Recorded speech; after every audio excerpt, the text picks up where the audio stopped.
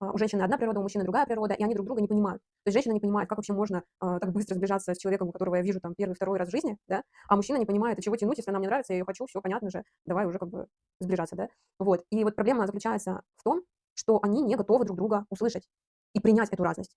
То есть каждый тянет одеяло в свою сторону. Каждый считает, что он прав. Так и есть. И те, и другие правы по-своему. По своей природе, да, мы все правы. Но мы можем, конечно, оставаться в своей этой правоте, а можем начать коммуницировать и договариваться.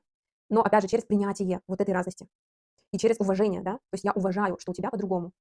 Так в чем вот эта разность заключается все-таки, да? Во-первых, хочу рассказать